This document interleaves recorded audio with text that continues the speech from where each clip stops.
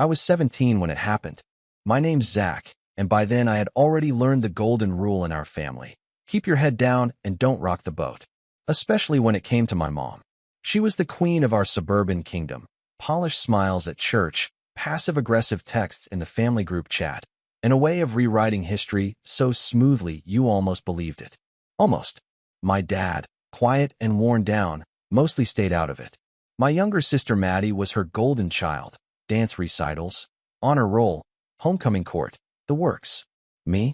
I fixed up my grandpa's old pickup truck and got a part-time job bagging groceries. That was apparently all the proof my mom needed that I was going nowhere fast. My grandpa, though, he always saw me differently. I used to help him with odd jobs around his property on the weekends, fixing fences, patching up the barn roof, even just raking leaves while he told me stories about how men used to do things. He was one of those guys who didn't say much unless it mattered, but he always made sure I left with a 50 in my pocket and a jug of sweet tea to take home. He never came out and said he was proud of me, but he didn't have to. He just was.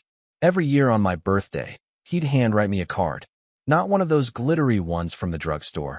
I mean real paper, folded in half, shaky handwriting, always with some kind of life advice. Don't borrow what you can't pay back. Listen more than you speak. Stand up when someone shakes your hand. And every time, there'd be a check inside. Nothing insane, usually 50 or $100. Just enough to fill my gas tank and buy myself a greasy burger without feeling guilty. I always thanked him. I never expected more. That year, my 17th, my birthday landed on a Sunday. My mom insisted on a family brunch at our house. I use that term loosely because what she really meant was that she and Maddie would pose for Instagram while I played host, reheating frozen waffles and making sure there was enough orange juice. Grandpa was the last to arrive. I heard his old Buick crunching up the driveway and practically ran outside, if only to get a break from Maddie's shrieking over a smudged eyebrow pencil. Grandpa looked tired. His gray cardigan hung looser than usual, and his face was more sunken, but his eyes lit up when he saw me. We hugged, quick and firm, and he handed me an envelope with my name written in his usual blocky print. I tucked it in my pocket and promised to read it later. He patted my shoulder and nodded, like he always did. Brunch was the usual performance. Mom flitted around refilling coffee cups and complimenting Maddie's natural glow, ignoring the fact that she was wearing more makeup than a YouTube beauty guru. Dad said maybe 5 words the whole time. When I finally opened the card at the table, I read the message, smiled at the familiar bit of grandpa wisdom. Work hard, even when no one's watching, and then unfolded the check. It was for $100. I blinked, surprised. That was more than usual, but not wildly out of character. I smiled at him across the table. Thanks, Grandpa, I said, lifting the check. This'll help a lot. You didn't have to. He frowned, confused. What check? I held it up. The birthday one. $100. That's really generous. The room went silent for a moment. Maddie paused mid-selfie. My dad shifted in his chair, but my mom's fork clinked loudly as she set it down and stood up. I'll get more syrup, she muttered, disappearing into the kitchen. Grandpa leaned forward, squinting. Zach, I didn't write you a check this year. I laughed awkwardly, thinking maybe he forgot. It's okay. I really appreciate it. No, he said slowly. I wired you money. To your savings account. A week ago. $100,000. You ever feel the air get sucked out of a room? That's what happened. Everything froze except for my brain, which went into overdrive trying to make sense of what I'd just heard. 100,000? That couldn't be right. He had to be joking. But Grandpa wasn't a joking kind of guy. I looked over at my mom, who was now standing in the doorway, pale and still, gripping the syrup bottle like a grenade. What are you talking about? I asked, voice cracking slightly. My savings account. I called the bank, he said, ignoring my mom's laser glare. Your dad gave me the routing info years ago. Said you were saving up for school, maybe a truck. Figured you'd need a real boost soon. So I wired it. Last Monday, I felt sick. I hadn't seen a single notification. No deposit. No alert. My bank app showed the same sad 3-digit balance it always did. I stared at Grandpa, then turned to my mom. She blinked, tight-lipped. That's not. I mean, we should talk about this later. What later? I said, louder than I intended. You knew about this? Zach, she said sharply, like I was a child again. Not at the table. No, Grandpa said. His voice was quiet, but it cut through the room like a blade. I want to know what happened to the money. I stood up, my legs trembling, and pulled out my phone. I opened my banking app again, double-checking every tab, every account, even the one I hadn't touched since I was 13. Nothing. No deposit. No trace. My mouth went dry. Mom, I asked, more quietly this time. Did you move it? She hesitated. Just for a second. But it was long enough. Then she softened her face into that carefully curated expression she always used when trying to seem reasonable. Zach, honey, you're still a minor. We're just holding on to it for you. It's complicated. You took it. My voice cracked again, but this time with disbelief. You actually took my money? I didn't take it, she snapped. I managed it. There's a difference. What does that even mean? It means, she said, crossing her arms, that I made a judgment call. One that protects your future. Your grandfather doesn't always think through these things. And I wasn't going to let that kind of money go straight to a teenage boy with no plan. Are you serious right now? I stared at her, stunned. That was mine. It's our family's, she said flatly. And I'm not going to sit here and be attacked for making a responsible decision. Grandpa pushed back his chair, slowly. He looked even more tired now, not just physically, but soul deep. Like something in him had cracked. I gave that to Zach, he said. Not you. Not your husband. Him. She didn't respond. She just stood there, arms crossed, mouth pressed into a line, refusing to look at either of us. Grandpa shook his head and turned to me. I'll get it sorted, he said quietly. I promise you that. But I already knew. I could see it in her face. She'd moved it, used it, maybe even spent it. And I had no clue where to begin finding it again. That was the moment the illusion cracked. The perfect family, the careful brunches, the polite smiles. I realized then how deep her control ran. How many lies had been dressed up as concern. And I knew, right then and there, this wasn't over. Not even close. I didn't say anything else. I just sat back down, heart pounding, stomach churning, staring at the check for $100 that she had probably written in Grandpa's name without him knowing. A distraction. A cover. That night, while everyone was pretending nothing had happened, I lay in bed with my laptop open, logging into every bank, every email, every financial account I could remember ever having. And what I found in the following days, well, that's when everything really started unraveling. I didn't sleep much that night. My brain kept circling around one thing. If Grandpa wired $100,000 and it never showed up, where the hell did it go? I kept going over it, trying to convince myself maybe it was just a mix-up, a delay. Maybe he typed in the wrong account number or the bank held it for verification. That made sense, right? I mean, I was 17. Maybe that triggered something. But no matter how many times I refreshed my app, no miracle deposit appeared. My balance was still $348.19. Most of it from last week's grocery shift and a few leftover birthday bills from relatives. The next morning, I waited for my mom to bring it up. She didn't. She hummed while folding towels and went on about Maddie's upcoming dance showcase like nothing had happened. I stood at the edge of the laundry room and just watched her. Calm, smiling, so composed, like she hadn't just casually stolen $100,000 from her own son. Can we talk? I finally asked. She didn't look up.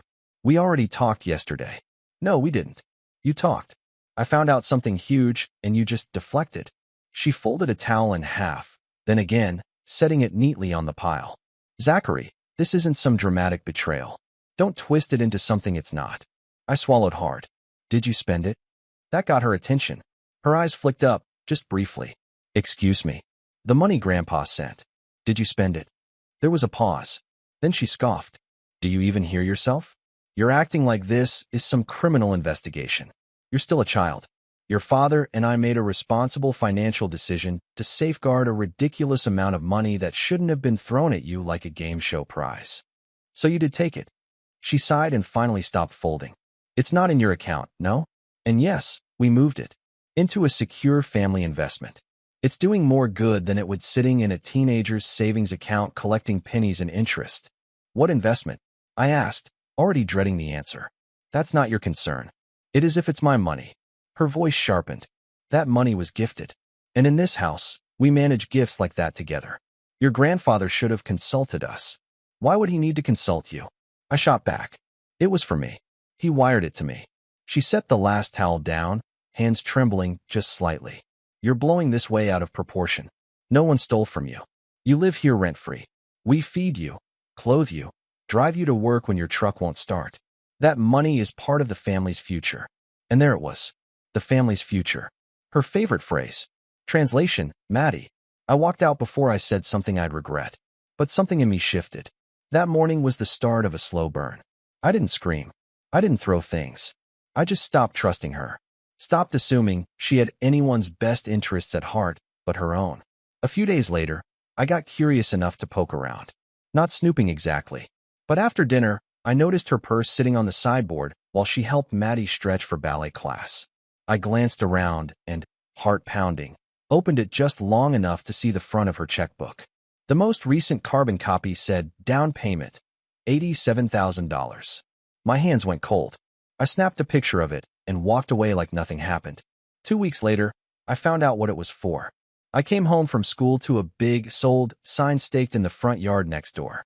Our neighbors had moved out months ago, and the house had been on the market forever.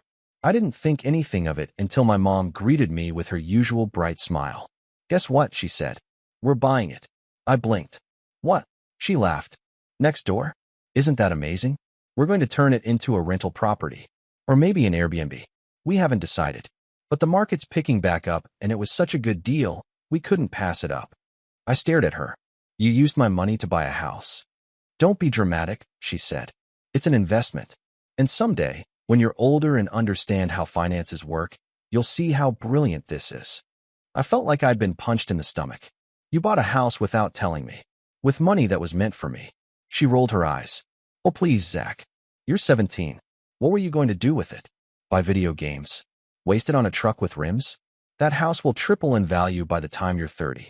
That's not the point. Then what is? I clenched my fists. You didn't even ask. You didn't tell me. You just decided it was yours. She went quiet for a moment, her smile faltering. Then she leaned in and lowered her voice. You live under this roof. You don't pay a dime in bills. Your grades are average. You're not getting scholarship offers. Maddie, on the other hand, is working her tail off every day in honors classes and dance and student council. She's earned our support. I blinked. What does Maddie have to do with any of this? She's going places. She has potential. And she'll need help soon. College applications, private coaching, maybe even a car. We need to think about what's best for everyone. I didn't respond. I just turned and walked away. Again, because deep down, I knew if I stayed in that room, I'd say something that'd fracture everything. That night, I did something I'd never done before. I called Grandpa. He picked up on the second ring. Zach. Yeah, I said, voice tight. Can we talk? We met at a diner on the edge of town. One of those places with cracked leather booths and a jukebox that never works. I told him everything. I showed him the bank screenshots, the checkbook photo, even the listing for the house next door. He didn't say much. Just listened. At one point, he closed his eyes and took a long breath through his nose, like he was trying not to explode. I should have known, he muttered. I should have wired it straight to you. You tried, I said quietly. She got there first. He rubbed his jaw. That money was from the land sale. I've been holding it for years. For you. I didn't want you to start adulthood broke like I did. Thought maybe it could pay for college, or tools, or seed money if you wanted to start something. I just wanted to give you a head start. I swallowed hard. You didn't do anything wrong. No, he said. But your mother did. He paused, then looked me square in the eye. You want it back? I nodded once. Yeah, I do. He tapped the side of his mug. Then we're going to have to be careful. Smart. She's slippery when she wants to be. I could have cried, but I didn't. I just nodded again, harder this time. It was late when I got home.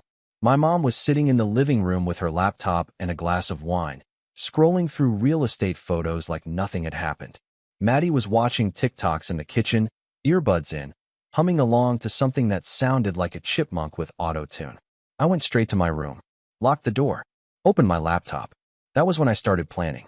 I dug into county property records, pulling up the purchase details for the house next door. And there it was, listed under an LLC. The same one my dad used for his side projects that never seemed to turn a profit. It was a shell, a name. No actual company. No website. No employees. Just something my mom registered years ago for tax write-offs. But it was in my dad's name, not hers. That was interesting. I started keeping a notebook, tracking dates, statements, little things she said. I paid attention in a way I never had before. How she moved money, how she justified things, how easily she bent reality to fit her story. I didn't know yet what I'd do with it all, but I knew one thing for sure. I wasn't letting this go. And then, just when I thought things couldn't get worse, they told me the real reason they bought the house. It was a Saturday afternoon. I was out working on my truck when Maddie bounced over with a phone in her hand and a huge grin. "Guess what?" she said.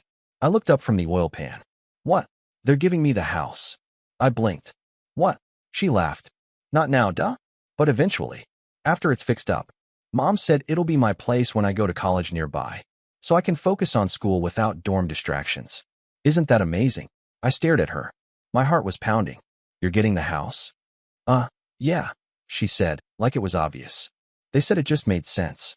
"I mean, you're probably gonna move out soon anyway, right? But I'll be here. And it's such a cute house. I already picked my room." She skipped off before I could respond, twirling her phone in the air.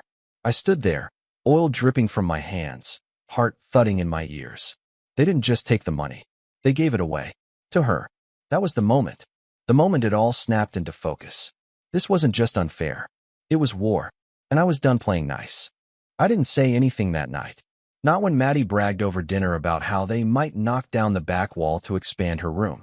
Not when Mom poured herself another glass of wine and mentioned that everyone makes sacrifices for family. Not even when Dad, who hadn't looked me in the eye since the brunch, mumbled something about how opportunities come when you least expect them. I just chewed my food and stared at the plate. I don't remember what we ate. I just remember tasting nothing. That night in bed, I stared at the ceiling for hours. My chest felt hollow and tight at the same time, like I'd been robbed of more than just money. I kept replaying everything. The brunch, the checkbook, the house, the smirk on Maddie's face. The $100,000 I'd never even seen. Not a penny. Gone. Just vanished into drywall and future hardwood floors. And worst of all, no one apologized. No one explained. No one even acknowledged it like it mattered. It was just understood. This was how things worked in our house. You obeyed. You didn't question. And if you were the less promising kid, you learned to settle for crumbs. I hit my lowest point 2 weeks later. It was Maddie's sweet 16.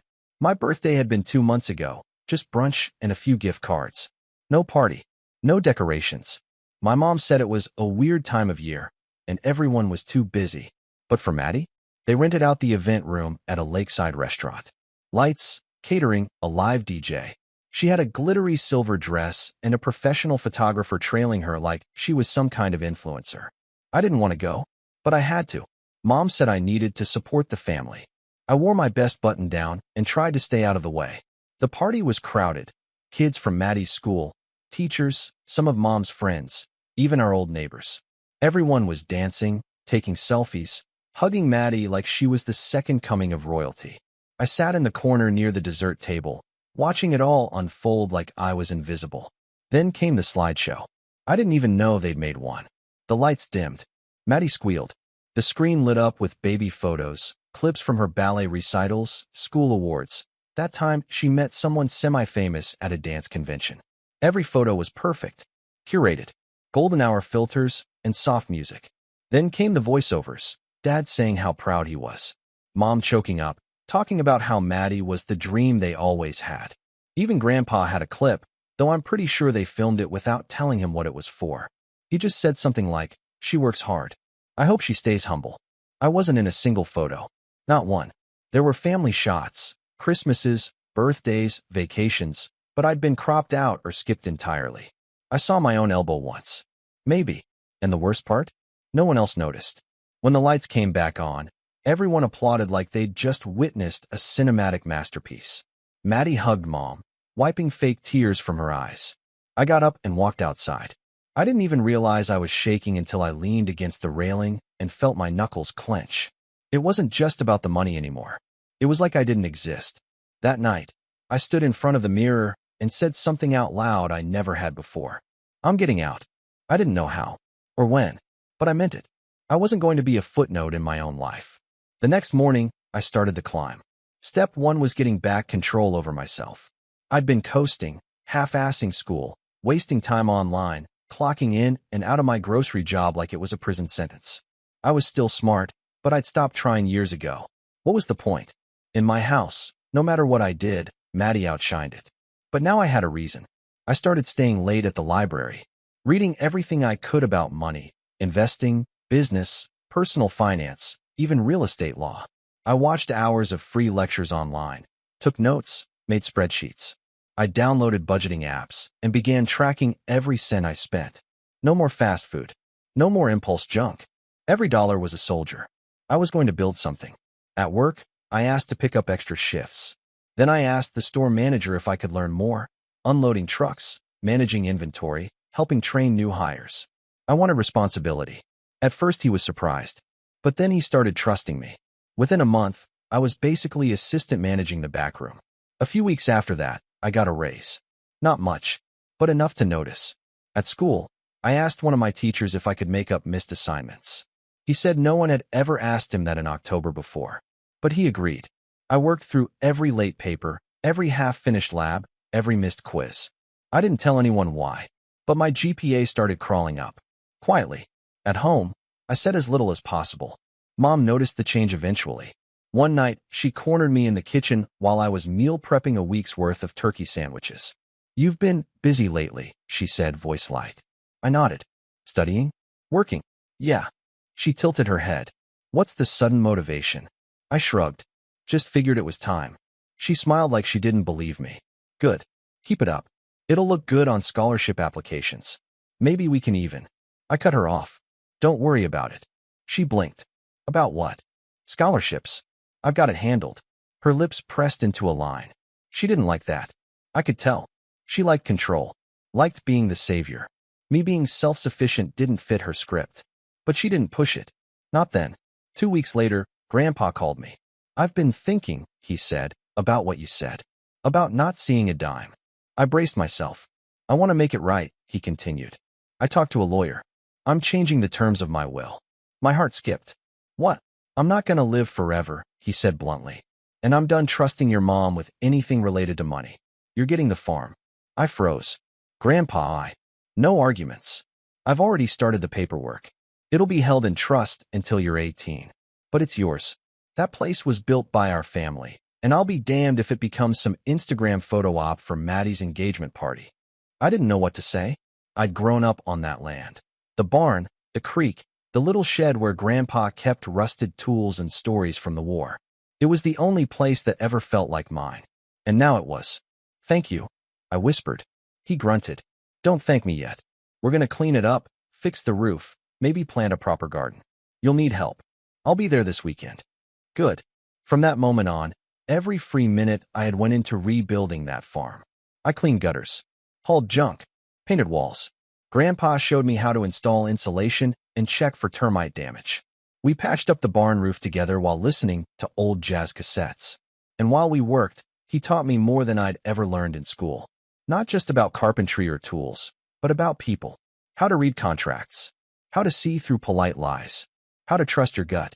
That place became my sanctuary. But I didn't tell anyone at home. I didn't tell them that the land was being transferred to me. I didn't tell them that I'd started an online business reselling refurbished tools I picked up at auctions. I didn't tell them about the part-time internship I landed with a local contractor who liked my hustle. I didn't tell them anything, because they weren't entitled to it. They never once asked me how I was doing. They didn't notice that I was gone more often, that my bank account was slowly growing, that I was getting stronger, more confident, more grounded. They didn't see the change, because they weren't looking. Maddie was too busy shopping for new furniture for her future house. Mom was too busy showing off that they owned 2 properties now to her book club. Dad was still drifting in and out of conversations like always, a ghost in khakis. And me? I was building something. Slowly, quietly, but with purpose. And deep down, I was waiting for the right moment. The moment when I'd stop being invisible. The moment I'd pull the rug out from under all of them. Because the truth was, I wasn't just rebuilding myself. I was laying the foundation for something bigger. Something they wouldn't see coming. It started with a spreadsheet. Simple. Clean. Titled in all caps, Reclamation Plan. I opened a blank Google sheet one night, after everyone had gone to bed. The house was dark. Quiet. Except for the faint hum of my laptop and the ticking of that annoying wall clock my mom insisted tied the dining room together. My hands hovered over the keyboard as I thought about what I was really trying to do. This wasn't about money anymore. Not just money. It was about power. Because that's what they'd taken from me. My autonomy. My voice. My place in the family. They'd buried me under fake smiles and golden child Instagram captions, under brunch photos and property deeds, and he's just not focused whispers. But they forgot one thing. I was watching, listening, learning, and I was going to take it all back. That spreadsheet became the blueprint. Tab 1, Timeline. I listed every major event since my birthday. The date Grandpa said he wired the money. The brunch. The check. The day I saw the checkbook. When Maddie said she was getting the house. Every little moment where something shifted. I wanted a record, not just to keep things straight, but because it reminded me this wasn't paranoia. It was a pattern. Tab 2, Evidence. Screenshots, photos, transcripts. I documented everything. I had pictures of the carbon copy from Mom's checkbook, bank statements from Grandpa's wire transfer, emails, texts, even a voice memo I secretly recorded when Maddie bragged about her future house again. I uploaded it all to a secure drive under a fake email account, separate from my usual accounts. Passwords changed. Two-factor authentication turned on. I was leaving nothing to chance. Tab 3, Leverage. This was the fun one. It started empty, but grew quickly. My first major discovery came by accident. I was helping Grandpa clean out one of the old filing cabinets in the barn when I found it. A dusty blue binder labeled LLC Records. Inside were pages of old paperwork, including the original registration forms for the LLC my parents used to buy the house next door. It was dated 6 years ago, but something stood out. My dad wasn't listed as the sole owner. My mom was the majority stakeholder, which meant her claiming it was under Dad's name during that conversation. A lie, a deliberate one. I scanned the whole binder and uploaded the contents. Then I dug into the county tax assessor's portal and found that the property was listed under the LLC, but the mailing address on record wasn't even ours. It was my mom's old office building. Another lie, another layer. They thought I wouldn't look. They really thought I'd just accept it. That same week, I visited a friend of Grandpa's, a retired estate attorney named Mr. Harlan. He still kept an office above the hardware store, mostly to avoid boredom. Grandpa trusted him. That was enough for me. I told him the situation. Not every detail. Just enough to raise the question. If someone wires money to a minor's savings account, and the legal guardian quietly moves it without informing the recipient, what are the options? Mr. Harlan leaned back in his squeaky chair and steepled his fingers. Well, technically, that's not just unethical. It's probably illegal, especially if it wasn't disclosed or documented. I nodded. What if the funds were used to purchase property under an LLC? He arched an eyebrow. Whose name is the LLC under? My mom and dad. And the wire was intended solely for you. From my grandfather. He told me. He has proof. Harlan exhaled slowly. You may have a case. Especially when you turn 18. I paused. What if I don't want to go nuclear? He smiled faintly. Then you start by applying pressure. Quietly. Letting them know you know. People like that, they're not afraid of consequences. They're afraid of being seen. I left that meeting with a folder of advice and a strange sense of calm. I wasn't alone anymore. Over the next few months, I kept working, saving, studying. Grandpa and I built out the back shed into a small office, just a desk, a Wi-Fi booster, and a refurbished laptop I'd upgraded myself. It became my war room. I started a small business refurbishing tools and farm equipment, listing them online with the help of a friend from school who was good at digital marketing. We split profits 70/30. By Christmas, I'd saved almost $10,000. I also started offering labor at discounted rates to neighbors and local businesses. Not glamorous, hauling lumber, cleaning gutters, fixing minor electrical issues. But every job taught me something. Every task gave me more independence. My parents didn't notice. Or if they did, they chalked it up to me finally growing up. Meanwhile, I fed them just enough to stay under the radar. Work's been busy. I'm saving up for a better laptop. Just thinking about community college, nothing crazy. They nodded, mildly impressed, but never asked too many questions. Why would they? In their eyes, I was still playing catch-up. Still the background character in Maddie's highlight reel. But the tide was shifting. It really started to turn when Grandpa got sick. It was subtle at first, missed appointments, forgetting small things. Then one day, he got lost driving home from the post office. The doctor said it might be early onset cognitive decline. Maybe Parkinson's. Maybe something worse. We didn't know yet. But we knew one thing for sure. He needed to get his affairs in order. That's when he called another family meeting. It happened at the farm, in the living room, just like the old days. Mom, Dad, Maddie, and me. Grandpa stood in front of the fireplace, hands shaking just slightly, holding a thick manila envelope. I wanted you all here, he began, because I'm making some changes. Mom tilted her head. Changes to what? To everything, he said. My will, my trusts, my power of attorney. Mom's smile faltered. Dad, we can help with all of that. There's no need to rush into legal decisions. I've already filed them, he said. These are just copies. She froze. Filed them with who? County, my lawyer. And Zach. He handed me the envelope. Inside was everything. The farm, the remaining assets, his medical directives, his revised will, and a notarized statement clarifying that the $100,000 wired to me had been a personal gift, not a loan, not a family investment. You could have heard a pin drop. Then Mom said the quiet part out loud. This is ridiculous. Grandpa didn't even flinch. No, what's ridiculous is stealing from your own son and pretending it was for his own good.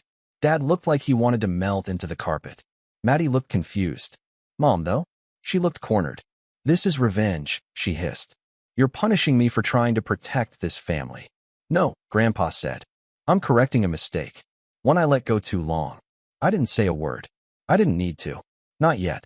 After they left, after the yelling and the slammed door, Grandpa turned to me. They're going to come after this, he said, nodding toward the envelope. Find ways to twist it. But don't let them. You're smarter than they think. I nodded, gripping the papers like a shield. The next morning, I got an email from my mom. Just one line. We need to talk. You're making a serious mistake. I didn't reply. Instead, I called Mr. Harlan and asked him to double-check the documents. He said they were airtight. A week later, I filed to open my own LLC, under my name only. I transferred my tool refer business to it and applied for a small business credit line using my savings as collateral. Approved. I ordered business cards. Zachary M. Thomas. Owner, Red Barn Restoration Company. Tools. Labor. Legacy. I left one on the kitchen counter one morning before heading out to the farm. That was the first time my dad actually looked at me like I was someone new. I didn't smile. I didn't brag. Because I wasn't done yet. The house next door, the one they stole my money to buy, it was almost ready. Renovations done. Maddie had already begun decorating it on Pinterest. My parents were floating the idea of moving her in during college. What they didn't know was that I'd been reading every clause in their LLC documents. I knew something they didn't. The final card was almost ready to play. And when I did, it wouldn't just be revenge. It would be a reckoning. The final move started with a knock on the front door. It was a Tuesday morning. Spring was settling in, the trees starting to bud, and the air smelled like wet soil and quiet tension. I knew my parents would be home. My mom worked part-time by then, some flexible remote gig with a local interior design firm, and my dad was still between roles, which meant wandering the house like a lost tourist. I timed everything perfectly. Mom answered the door with her usual fake warmth, expecting a neighbor or maybe a package delivery. Instead, she was greeted by a well-dressed woman in a blazer, carrying a clipboard and wearing a badge clipped to her lapel. Good morning, she said. Are you Mrs. Thomas? Yes, my mother answered slowly. My name is Claire Jensen. I'm with the county tax assessor's office. We've flagged a discrepancy in the ownership documents for the property located at 1139 West Holloway Lane, currently registered under an LLC managed by yourself and Mr. Thomas. I watched from my truck across the street. Windows cracked. Heart thudding. I couldn't hear the conversation, but I didn't need to. That was the spark. Here's how it all came together. While Grandpa's lawyer, Mr. Harlan, helped secure my legal standing over the farm and get everything in writing regarding the original $100,000 gift, I kept digging. Through public records, through the bylaws of their LLC, through real estate law, and I found something they'd overlooked. When my parents used my money to fund the purchase of the house next door, without any written consent, without documentation, without even disclosing the source of funds in the LLC's initial filing. They triggered a clause in the county's conflict of interest policy regarding trust-held contributions from minors. See, in layman's terms, any substantial sum contributed to an LLC from a trust or minor's account must be documented, and the minor must have representation. I wasn't represented, and I had proof. Wire records, trust confirmation from Grandpa. And the best part? Because the money came from outside their own joint funds, from my grandfather to me, and was repurposed into their LLC without disclosure, it created a breach of fiduciary duty, especially since they were the ones legally responsible for safeguarding my assets as guardians. In other words, they stole. And now, the county was investigating. After the visit from the assessor, everything unraveled fast. First came the calls, voicemails, messages. My mom left me 5 in 1 hour, ranging from fake concern to veiled threats. Zachary, this is your mother. We need to clear up this misunderstanding before it becomes a bigger issue. This is ridiculous. You don't understand how business works. Call me back. We raised you. We gave you everything. And this is how you repay us. I didn't respond. Not yet. Instead, I showed up 2 days later with Mr. Harlan at my side and a folder full of papers. We didn't meet at the house. That would have given them home field advantage. We met at the county mediator's office. Neutral ground. They looked tired, panicked. My mom had lost that practiced poise she always wore like a mask. Dad sat slumped, eyes darting between me and the documents. Maddie wasn't there. She still didn't know what was coming. I assume you're aware why we're here, Harlan began, his voice calm. My mom opened her mouth, but Harlan held up a hand. This won't take long. He laid out everything. The initial gift, the illegal transfer, the misuse of funds, the real estate filing error, the tax implications. My parents tried to deny it at first, claimed family money is shared and Zach didn't need it. But the law doesn't care about favoritism. The law only cares about paper trails. And I had the receipts. Harlan offered a deal. They could avoid formal charges and a full audit by signing over the house immediately. All of it. Title transfer. LLC dissolution. In exchange, I wouldn't pursue damages or back taxes. They stared at me like I was a stranger. This is extortion, my mom hissed. No, I said quietly. This is accountability. It took an hour, but they signed. I walked out of that building as the sole owner of 1139 West Holloway Lane. It was mine now, and I wasn't done. 2 days later, I met with a realtor and listed it for sale. Maddie came home from school that afternoon to find the sign in the yard.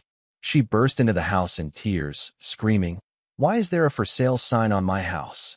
My parents tried to explain, tried to spin it, but I didn't let them.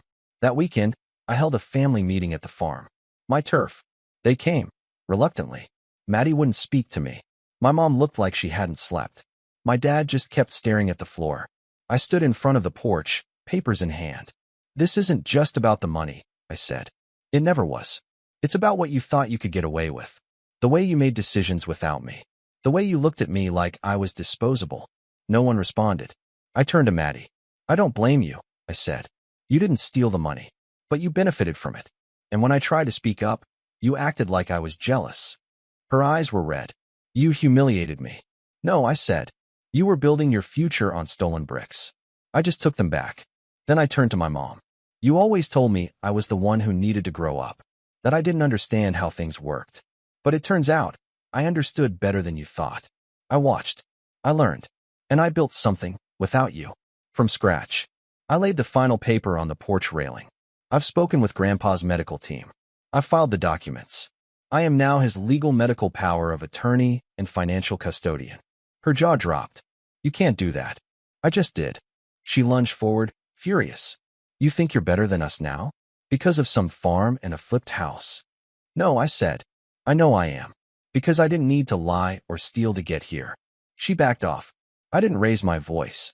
Didn't curse. Didn't gloat. Because this wasn't about vengeance anymore. It was about peace. They left in silence. No dramatic outbursts. Just the sound of tires on gravel and a slammed car door. 3 months later, the house sold. I put most of the money into a separate trust, one that Grandpa helped me set up. A chunk went into the farm, where we built out a greenhouse and started a local produce business. Red Barn Restoration Company became Red Barn Living, tools, labor, and fresh-grown vegetables. Small but proud. Grandpa's condition stabilized for a while. We spent long afternoons watching storms roll in, sipping lemonade, and listening to old blues records. Sometimes, we didn't even talk. We didn't need to. Maddie and I haven't spoken since. My dad eventually emailed me a long, rambling message about regrets and family and how things got away from us. I read it. I didn't reply. My mom sent a birthday card 6 months later. Inside was a $100 check. I mailed it back. No note. Just the check. I didn't need their approval. I didn't need their validation. I had my name on a deed, a business license in my pocket, and a grandfather who looked at me with real pride. And for the first time in my life, I finally felt like I was home. They took my future without asking, so I built a new one without them.